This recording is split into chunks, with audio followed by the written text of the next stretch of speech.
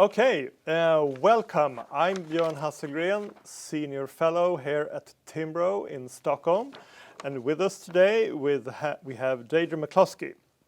And Deirdre McCloskey is UIC Distinguished Professor Emerita of Economics and of History, and also Professor Emerita of English and of Communication. And UIC, that stands for University of Illinois at Chicago. But today, Deirdre, you are not at Chicago. No, I'm in Arizona for a couple of months. Yeah, good. And I think most of the viewers, they know you from before, but one of the many things that you have done is a series of books on the bourgeois virtues, which is it's a fantastic project. There has been 3 books, I think, so far.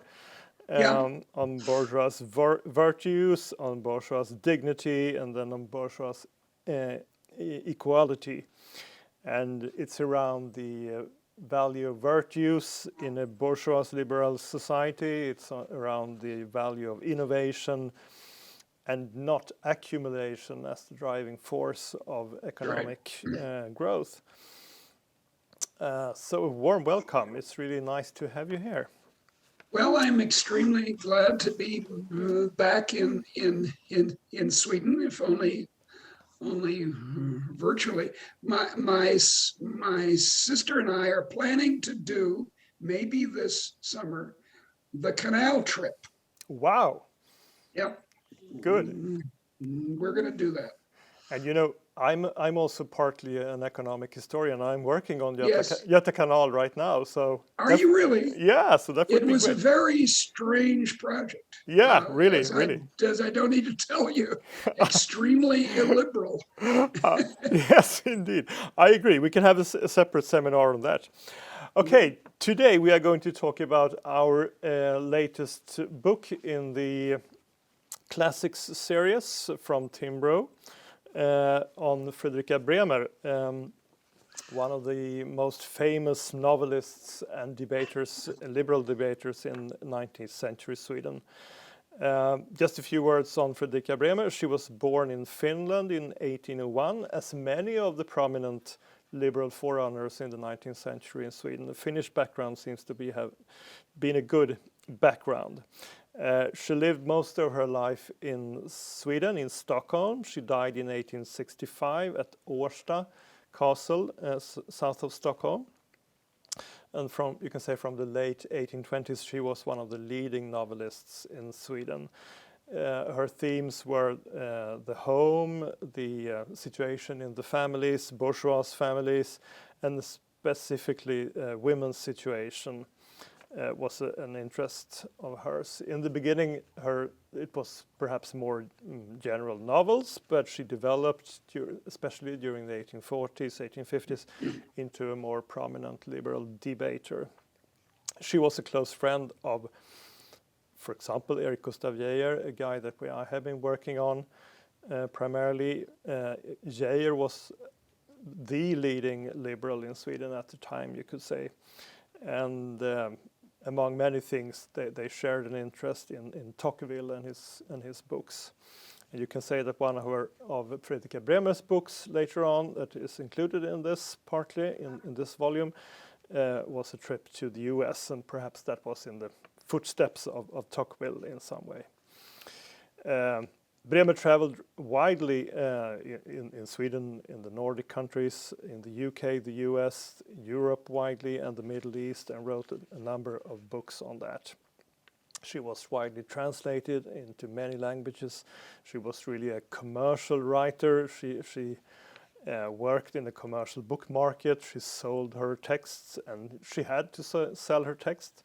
From the beginning, the Bremer family was quite wealthy, but most of the wealth was spent by her relatives over her lifetime. So she had to write for her living, actually.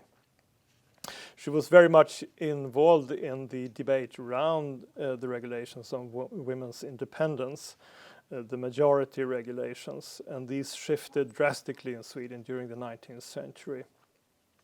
And I found a book where this is related to, and they have tried to account for the number of women with majority in the early 1800s or around 1800 in Sweden. They say that something like a few hundred unmarried women had their own majority. And the regulations shifted were changed very drastically up to 1900, where there were more or less all unmarried women over 21 at that time had their majority. So from a few hundreds to 500,000 unmarried women. And some say that Bremer's novel Herta from 1856, which is also partly included here, was very important for that development and the decisions in the parliament. And perhaps it's even so that you can say that Fredrika Bremer is the Miss Austen of Sweden. That's right. And in this book we have a preface by you, Deirdre. Yes. We are very glad for that. And we have included some of the most important texts by Bremer from the 1840s and up to the 1860s. She had her last text published actually 2 months after her death on the possible widening of the electorate even more to include women in the electorate for the Swedish Parliament. In 1866, that was published. She died 1865. So with this brief introduction on Bremer, please, Deirdre, your preface, your comments, and then we will discuss some themes. Well, you've covered the main points about the framework of her extraordinary life.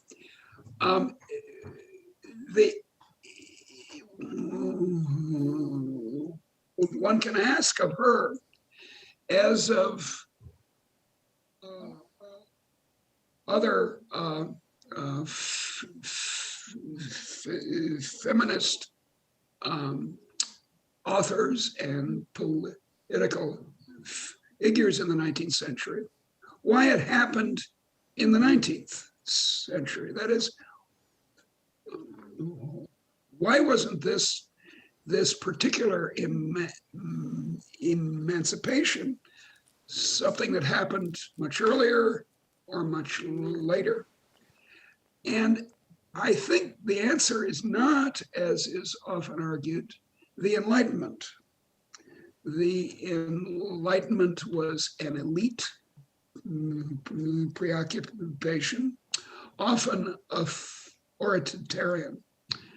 I think instead it was the L word. It was liberalism, such as Adam Smith's or John Stuart Mill's, that was the key here.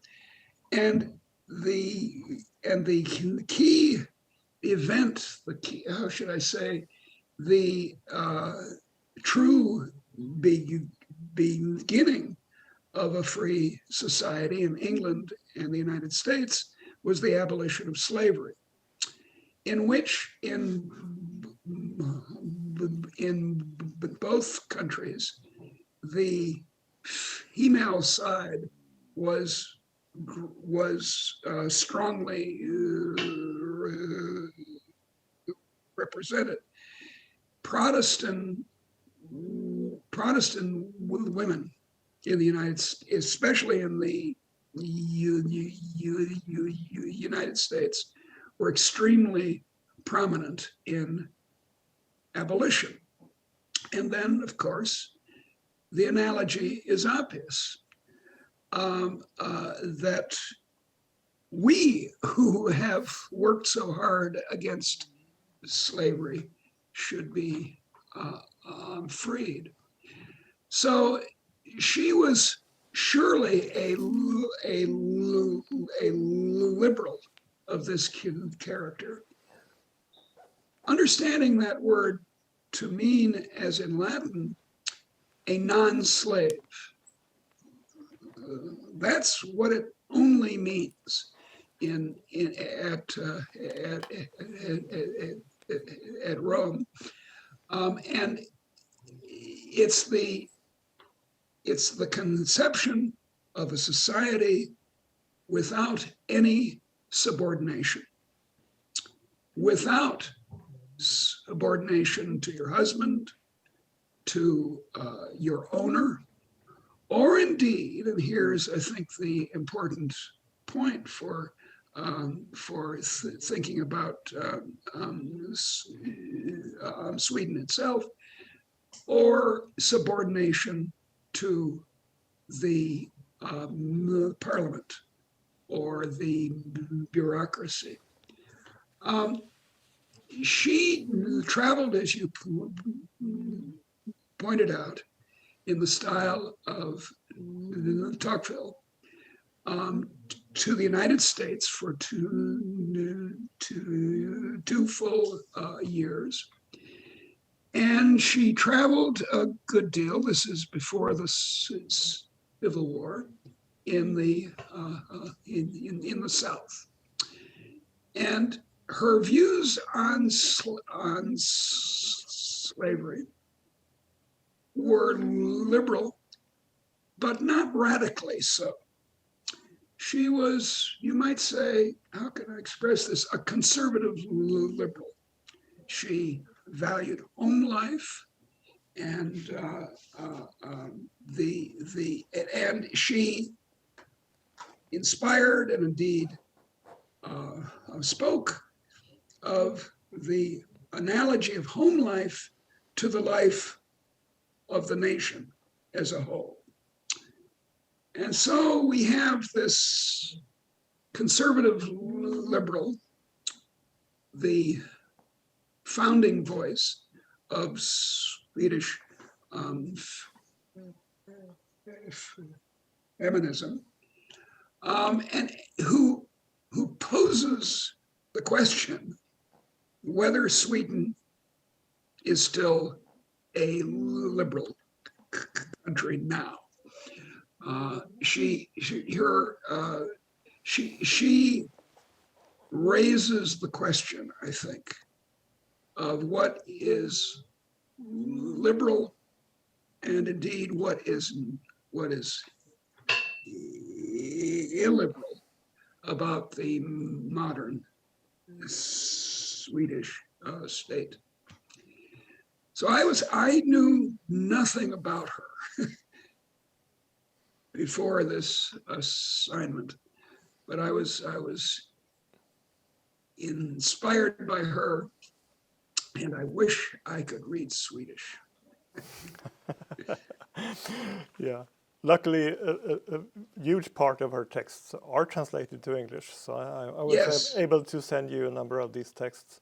Yes, well, she was a popular author in Germany and in the UK and the United States. So how would you say that she compares to other contemporary novelists or writers in her own time? Is she a part of a stream of liberal thought or modern novelists, or where do you put her? She certainly is. I mean, after all, Harriet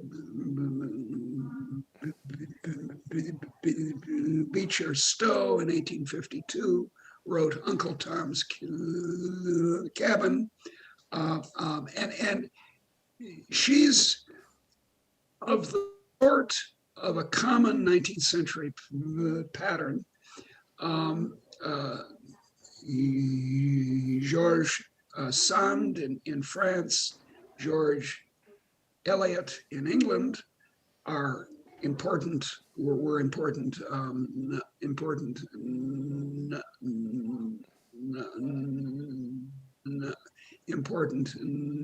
novelists, and observe they both chose male pen names. In fact, Bremer's first book was anonymous, which was a fine thing for a woman to do. So indeed, although born a quarter of a century after her, she was indeed the Swedish Jane Austen. Jane Austen and some of the others of the female novelists of the 19th century are not always radical feminists. No. But it was so there was this conservative standing in a free society that she advocated and that others showed. Yeah, it's quite fascinating when you read her stories or the text about she's visiting the U.S. and she. Yeah. One thing is the travel in the South. She seems to be very inspired by the South. She seems to like the Southern states, and she has a kind of a dilemma with the slaves and the slave question. How to grapple with these questions? How do you think she does that in a modern way for her time? No. Or for her time, it certainly was. Yeah. Sure. For example, she was in favor of the repatriation, you might say, of the slaves in the United States, and no less a figure than Abraham Lincoln, before he was faced with the Southern revolt, had the same idea. It was send them back to Africa. Her opinions in modern terms are often embarrassing. She said, it isn't wonderful the sense of rhythm that the blacks have, and as was quite common in the 19th century, her solution to the problem was education. We'll bring them along to the point that they're able, that is the blacks, the former slaves, able to participate fully. But of course, you can see immediately that that's by no means a radically free solution. And you'll for example, right now in South Africa, you'll find people of goodwill who say the problem, the way of solving unemployment, which is a very large and serious problem in South Africa, is to educate the blacks, essentially, up to a standard where they can earn the high legal wage. So it's this educational, to use the American slang word, it's the educational cop-out. Let's not make people free. Let's first raise them up so they're worthy of being free.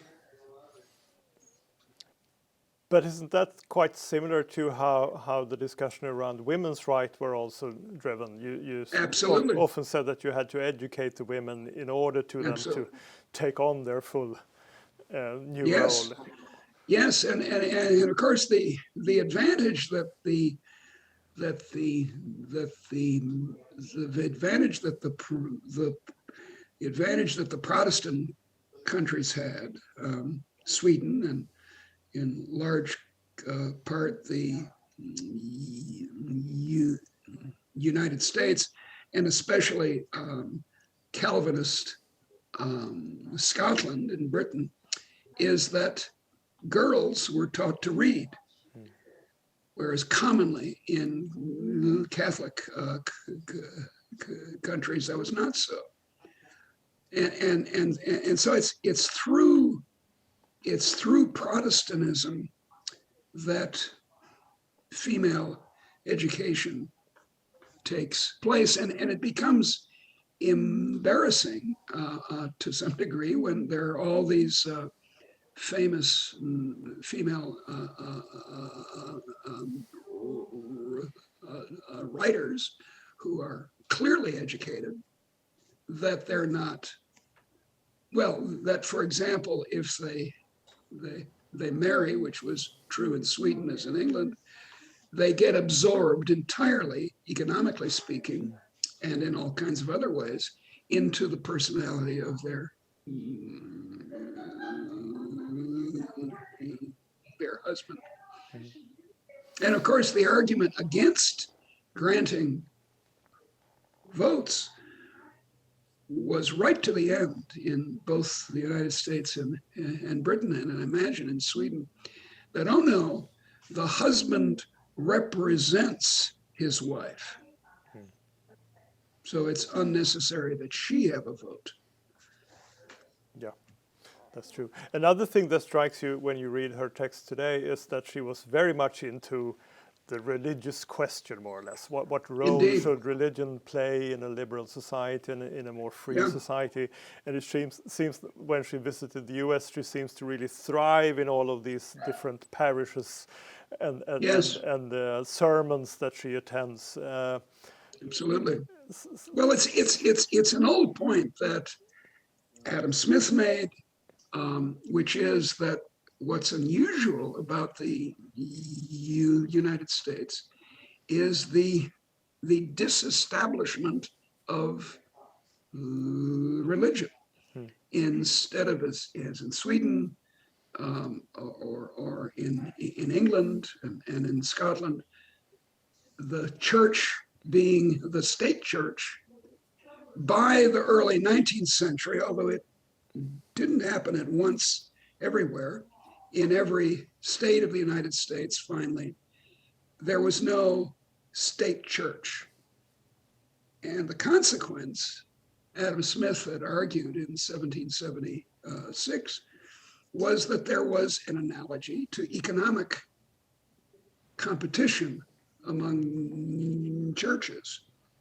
And contrary to the argument for an established church, this made the Americans more religious than their Swedish or English cousins. And she was indeed thrilled by that. But even in the black churches, not even in black churches, but even so to speak, especially in those, here were these people without any rights who nonetheless were filled with the passion for God. Would you say that the U.S. in this time, in the early 1850s, was a more religious culture than many of the European countries? Yeah, it seems so. Yes, it's completely clear. There was a shocking survey in England. Now, I am distinguishing England from Scotland here, of church attendance in the middle of the 19th century. And it shocked educated opinion that so few English people were going to church. And indeed, there were overseas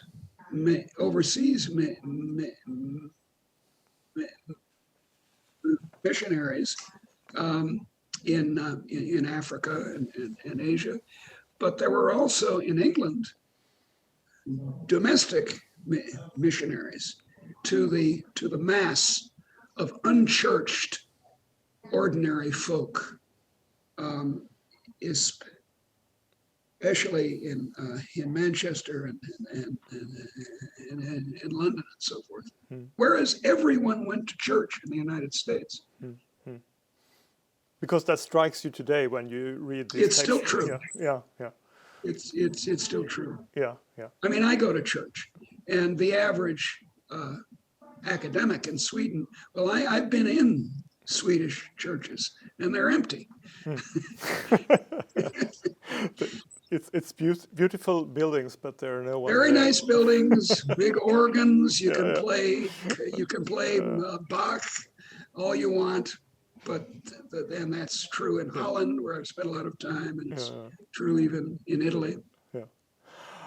Okay, perhaps to round off, why should we read Bremer today? Is what can she learn us today?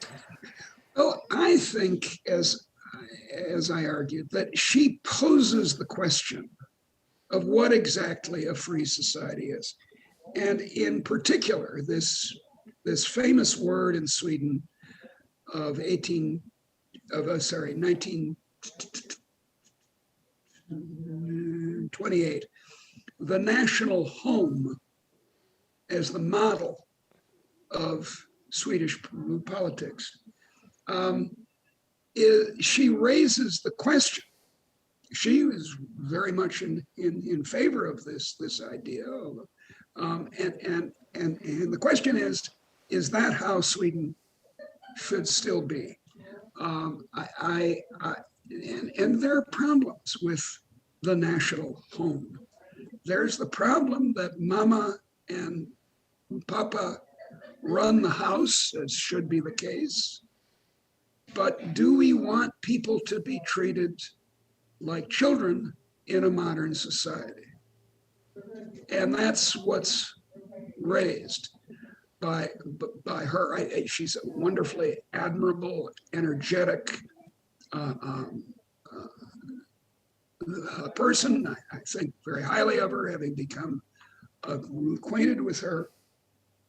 But the home is not the model for what Hayek called the great society.